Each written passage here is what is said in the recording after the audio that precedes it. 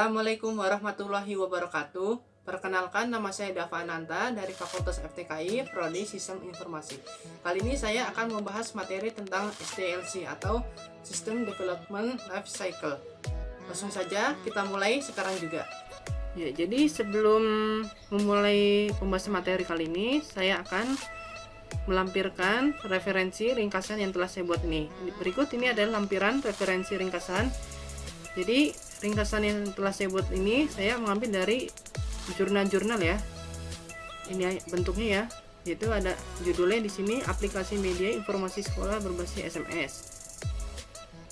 Selanjutnya perbandingan model waterfall dan prototyping untuk pengembangan sistem informasi, analisa kecukupan penerapan pengawasan internal dengan metode System Development Life Cycle, implementasi software Development Life Cycles dalam penerapan pembangunan aplikasi perangkat lunak, System Development Life Cycle dengan beberapa pendekatan.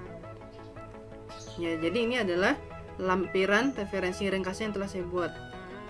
Bisa dilihat seperti ini bentuknya ya. Oke, kalau gitu langsung saja kita mulai. Berikut ini ada biodata saya dan nama, NPM, kelas, prodi, dan mata kuliah. Next, pengertian SDLC, System Development Life Cycle. Menurut Simartama, SDLC mengacu pada model dan proses yang digunakan untuk mengembangkan sistem perangkat lunak dan menguraikan proses, yaitu pengembang menerima perpindahan dari permasalahan ke solusi. Pengembangan rekayasa sistem informasi, sistem development, dan atau perangkat lunak software engineering dapat berarti menyusun sistem atau perangkat lunak yang benar-benar baru atau yang lebih sering terjadi menyempurnakan yang sebelumnya. Itu menurut Nugroho. Dapat disimpulkan bahwa SDLC adalah proses pengembangan sistem yang terdiri dari serangkaian tahap dimulai dari perencanaan studi kelayakan sampai dengan post implementation reviews untuk merubah kebutuhan manajemen ke dalam sistem aplikasi, di mana dalam pengembangannya dapat dilakukan sendiri oleh perusahaan atau akuisisi dari vendor maupun kombinasi keduanya. Next, tahapan-tahapan dalam SDLC. Yang pertama itu tahap inisiasi dan perencanaan. Tahap inisiasi diawali dengan identifikasi kebutuhan untuk menambahkan penyempurnaan atau memperbaiki suatu sistem yang diminta oleh pengguna melalui suatu proposal. Tahap inisiasi ini terdiri dari langkah-langkah sebagai berikut. Yang pertama itu penyusunan proposal yang berisi identifikasi untuk menambahkan, menyempurnakan, atau memperbaiki suatu sistem, tujuan dan manfaat yang diharapkan, serta bagaimana sistem yang akan dikembangkan dapat mendukung strategi bisnis. Yang kedua, evaluasi proposal oleh manajemen. Yang ketiga, persetujuan prinsip pengembangan sistem baru atau perubahan sistem. Yang keempat, studi kelayakan proyek yang antara lain pertimbangan bisnis, kebutuhan fungsional, faktor-faktor yang mempengaruhi proyek, dan analisis manfaat dan biaya, cost and benefit analysis. Yang kelima, persetujuan manajemen atas dokumen studi kelayakan. Yang keenam, penandatangan dokumen studi kelayakan oleh semua pihak terkait. Next, tahap yang kedua itu analisis terhadap pendefinisian kebutuhan pengguna, user requirement definition.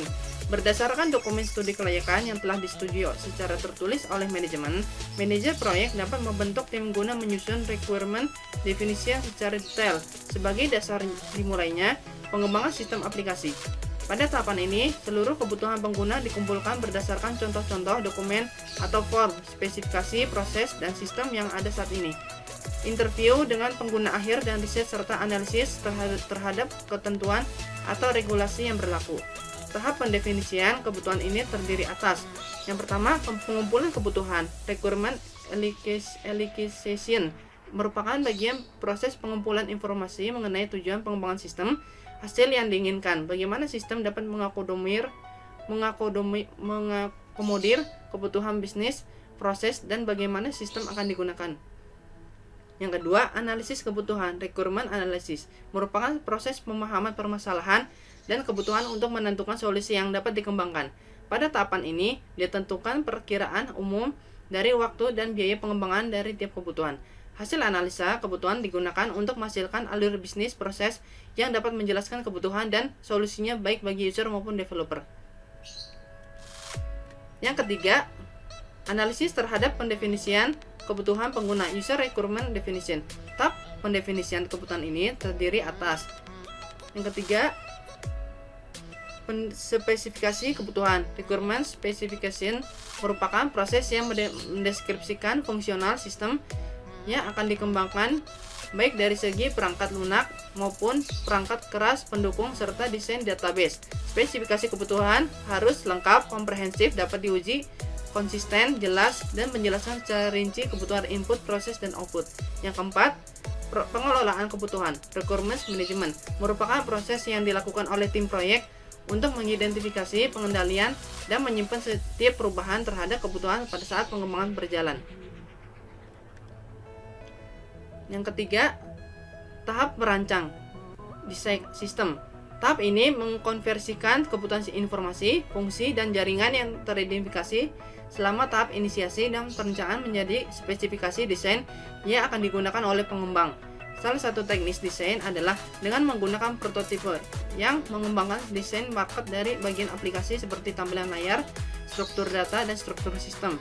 End user, perancang, pengembang, database administrator, dan network administrator harus melakukan kaji ulang dan memilih desain yang diprototipekan dalam suatu proses berulang-ulang sampai disepakati desain yang akan digunakan. Personel auditor, security, dan quality assurance harus dilibatkan dalam proses review proses di atas. Tahap yang keempat, pada tahap desain diperlukan suatu standar pengendalian aplikasi yang mencakup kebijakan dan prosedur terkait dengan aktivitas pengguna dan pengendalian terintegrasi dalam sistem yang akan dikembangkan. Pada tahap ini audit intern berpartisipasi memberikan masukan pengendalian yang harus diterapkan dalam sistem aplikasi. Tahap ini diperlukan untuk meningkatkan keamanan, integritas, dan kehandalan sistem dengan memastikan informasi input, proses, dan output yang terotorisasi, akurat, lengkap, dan aman. Yang keempat itu tahap pemrograman. Dalam tahap dilakukan konversi spesifikasi desain menjadi program yang dapat dijalankan. Selama tahap ini, perusahaan harus membuat rencana uji coba yang harus dilakukan. Selain itu, perusahaan juga harus mengkinikan rencana migrasi, implementasi, dan pelatihan end user, operator, dan dokumentasi manual pemeliharaannya. Tahap uji coba, perusahaan harus melaksanakan beberapa rangkaian uji coba untuk memastikan keakuratan dan berfungsinya sistem aplikasi sesuai dengan kebutuhan pengguna serta hubungan dengan sistem lain yang telah digunakan sebelumnya. Segala koreksi dan modifikasi yang dilakukan selama uji coba harus didokumentasikan untuk menjaga integritas keseluruhan dokumentasi program. Perusahaan harus melengkapi pedoman bagi pengguna dan pengelola serta menyiapkan rencana implementasi serta pelatihan. Selanjutnya, tahap uji coba. Uji coba yang dapat dilakukan oleh perusahaan antara lain. Yang pertama, unit testing. Yang kedua, system integration test. Yang ketiga, stress testing. Yang keempat, user acceptance test. User acceptance test merupakan uji coba akhir yang dilakukan end user terhadap sistem atau aplikasi yang telah selesai dikembangkan dalam rangka menguji fungsionalitas keseluruhan sistem. Apakah telah sesuai dengan kebutuhan pengguna pada user requirement definition sebelum memutuskan implementasi dapat dilakukan. Jika hasil uji coba menunjukkan bahwa sistem atau aplikasi telah sesuai dengan kebutuhan pengguna, maka harus dibuat berita acara UAT yang disetujui oleh pengguna. Tahap implementasi.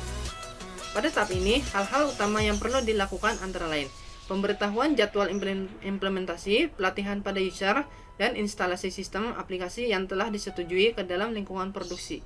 Hal-hal penting lainnya yang harus diperhatikan antara lain. Yang pertama, pengecekan integritas program berupa pengendalian yang memadai terhadap konversi dari source code ke objek kode yang akan diimplementasikan. Yang kedua, migrasi data dari sistem lama ke sistem baru. Yang ketiga, pengecekan akurasi dan keamanan data hasil imigrasi pada sistem baru. Yang keempat, kemungkinan diberlakukannya paralel run antara sistem yang lama dengan sistem yang baru sampai dipastikan sampai dipastikan bahwa data pada sistem yang baru telah akurat dan handal. Yang kelima, integritas data, di mana perusahaan harus memastikan keakuratan dan keandalan dari database dan integritas data. Yang keenam, pengaturan penyimpanan source code dan database dari sistem lama. Next, macam-macam model dalam SDLC. Model pertama itu model waterfall. Model waterfall adalah merupakan model yang paling populer di antara model pendekatan yang lain di dalam SDLC dan bekerja secara linear dan berurutan di pihak lain. Pihak model ini merupakan model yang paling awal terbentuk. Pendekatan ini mengikuti suatu paradigma yang dikenal dengan documentation driver paradigma. Harapannya adalah bahwa di setiap proses pengembangan sistem, setiap langkah yang dilakukan akan dikomentasikan atau ditulis dalam bentuk spesifikasi dalam laporan yang detail. Model yang kedua, pendekatan mode spiral, menyajikan pembuktian konsep dari tahapan pengembangan sistem yang selalu berputar. Pendekatan ini lebih akurat menggambarkan bagaimana tahapan-tahapan tersebut sebenarnya dilakukan dengan sangat tidak berurutan. Jika lebih diperhatikan, mode spiral merupakan serangkaian putaran dari model waterfall dalam lingkup yang kecil, di mana masing-masing tahap menghasilkan prototipe awal yang mempresentasikan sebagian dari keseluruhan sistem. Mode spiral juga memperhatikan kebutuhan untuk kembali ke awal dan memungkinkan pengulangan ke tahap awal sampai beberapa kali sejalan dengan perkembangan sistem. Model yang ketiga, Rapid Application Development atau RAD model.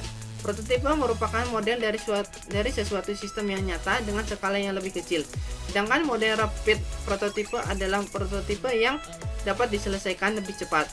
Dalam model rapid prototipe ini, hal yang ditekankan adalah pembuatan prototipe yang bentuk dan fungsinya serupa dengan produk yang diinginkan, sehingga dapat melakukan pengujian terhadap kegunaannya. Prototipe adalah bagian yang paling penting dalam penentuan spesifikasi dan sangat mungkin dibuat dengan menggunakan peralatan yang berbeda dengan peralatan yang digunakan untuk membuat produk aslinya.